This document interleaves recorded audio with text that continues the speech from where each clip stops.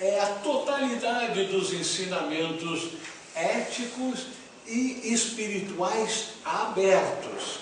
Tá? Talvez seja a regra de ouro. Tudo aquilo que quereis que os homens vos façam, fazei-o vós a eles, porque essa é a lei e os profetas, ou seja, e os ensinamentos dos profetas. Então, nesses dois grupos de ensinamentos, nós vemos uma imensa convergência entre essas duas tradições. É interessante também ver que tanto Jesus como Siddhartha chamavam a atenção para aqueles falsos profetas. Jesus, usando a terminologia guardai-vos dos falsos profetas que vêm a vós disfarçados na pele de ovelhas, mas que por dentro são lobos vorazes. O Senhor Buda alertou sobre os falsos ascetas. Por que esse cabelo trançado e trançado até provocar dor? Por que esse cabelo trançado tolo? Por que essa roupa feita de pele de animal, apertada para causar dor? Então o Senhor Buda dizendo que espiritualidade não é ascetismo exacerbado. Espiritualidade é transformação, é expansão da mente, é o conhecimento da verdade, que é exatamente o objetivo último do ensinamento de Jesus. Conhecereis a verdade e a verdade vos libertará. Outra convergência dessas duas tradições é que os dois grandes instrutores tinham capacidade para fazer certos fenômenos que nós erroneamente chamamos de milagres, porque a tradição esotérica diz que não existem milagres. Na verdade, o que nós chamamos de milagres são fenômenos regidos por leis da natureza que não são conhecidas do público, mas são leis da natureza, que são conhecidas dos autos iniciados, que sabem como utilizá-las quando apropriado. Então, tanto Jesus como o Senhor Buda são apresentados em certos momentos como caminhando sobre as águas, como oferecendo comida que eles como que materializavam para aqueles que necessitavam dessa comida, curando pessoas doentes, até com doenças terminais. Outra coisa muito interessante é que tanto na tradição cristã como no budismo, nós temos o estabelecimento de ordens monásticas. Os dois instrutores sugeriram que aqueles que queriam seguir os seus ensinamentos numa rota acelerada, para capacitá-los mais rapidamente a ajudarem as outras pessoas a libertarem-se do sofrimento,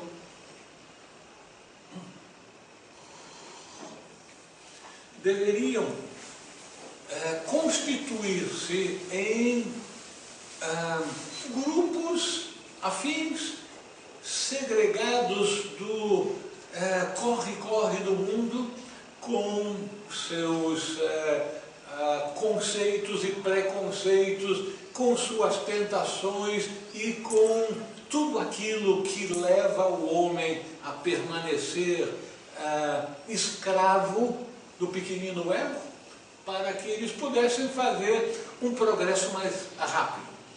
Essas ordens monásticas nas duas tradições têm consideráveis semelhanças. Eles fazem voto de pobreza e instrutores budistas e os instrutores da tradição cristã nos primeiros tempos eram muito semelhantes. Eles eram nômades, iam de um lugar para outro, vivendo dos óculos daqueles que os recebiam. Na mais profunda simplicidade, a vida deles era passar os ensinamentos de seus mestres. Então, o voto de pobreza, o voto de castidade, para que eles redirecionassem a energia acumulada na base da coluna para criatividade e não para a procriação, para a criatividade em vez de procriação. E finalmente, voto de obediência. No budismo, o voto de obediência é um pouquinho diferente do voto de obediência nas tradições monásticas cristãs, que é uma obediência ao abade, ao chefe, o chefe do mosteiro ou da ordem. Entre os budistas, não. Eles fazem um voto de obediência ao Dharma, ou seja, aos ensinamentos do Senhor Buda. A coisa mais maravilhosa para mim, talvez o meu temperamento, é que tanto o Senhor Buda como aquele que nós chamamos de o Cristo não tinham o menor interesse, na verdade tinham uma certa aversão a dogmas, a tradição de seus povos. Eles vieram para fazer uma revolução na tradição de seus povos. Então, a apresentação de um prato feito teológico era inteiramente contrário ao enfoque, à apresentação desses grandes instrutores. Eles eram contra inclusive as práticas religiosas de seus tempos. Com relação a Jesus, isso é óbvio, como ele fala de forma muito forte a respeito dos fariseus, os levitas, os escribas, que aparentemente eram puros, mas eram como sepulcros caiados, por fora branquinho, por dentro cheio de podridão. Então, esses dois grandes seres chamaram a atenção para o fato de que na vida espiritual nós temos que ter a abertura para começar do zero, para começar de novo, começar com a mente aberta, deixar para trás aquela bagagem de ensinamentos que nos prendem a uma tradição.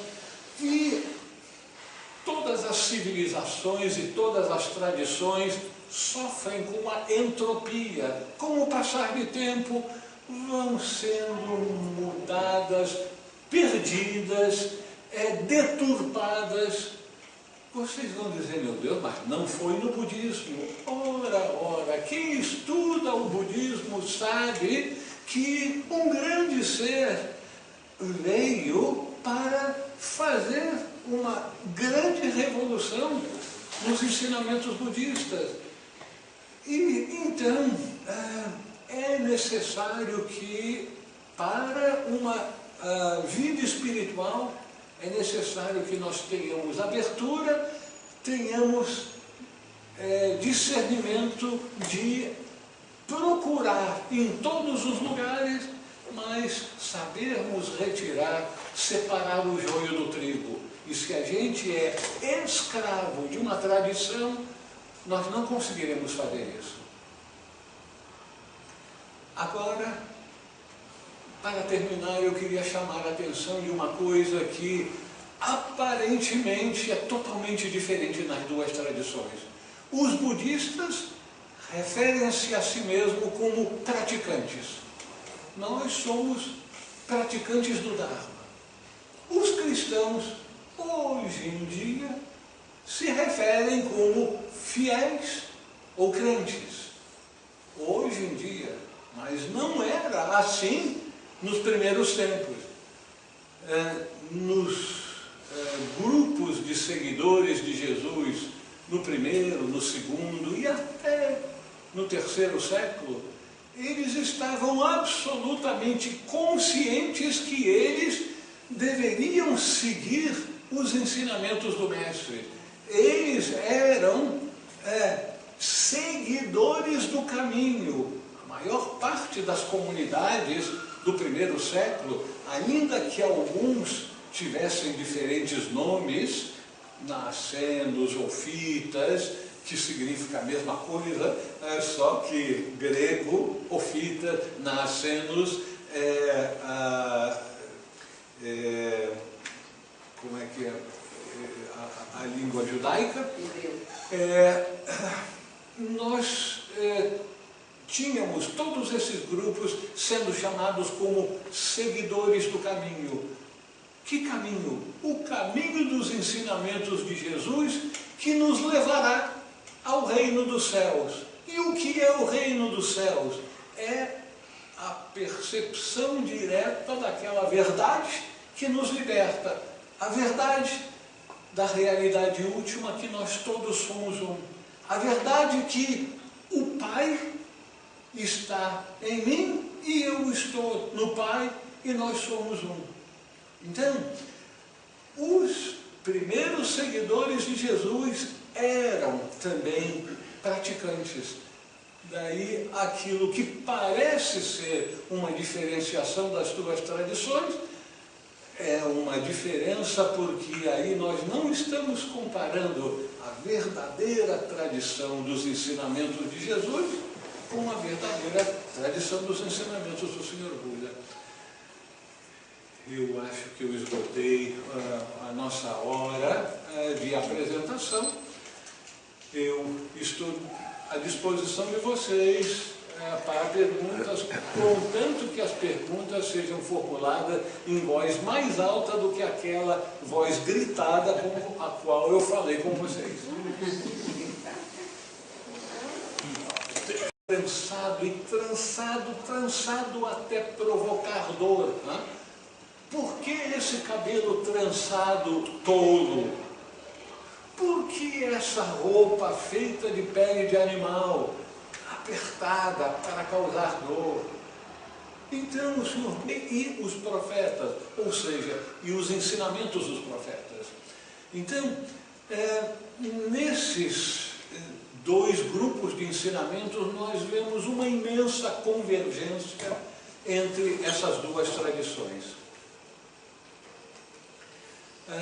É interessante também ver que tanto Jesus como Siddhartha chamavam a atenção para aqueles falsos profetas. Jesus, usando a terminologia guardai-vos dos falsos, é a totalidade dos ensinamentos éticos e espirituais abertos. Talvez seja a regra de ouro. Tudo aquilo que quereis que os homens vos façam, fazei-o vós a eles, porque essa é a lei. Profetas que vêm a vós disfarçados na pele de ovelhas, mas que por dentro são lobos vorazes. O Senhor Buda alertou sobre os falsos ascetas. Por que esse cabelo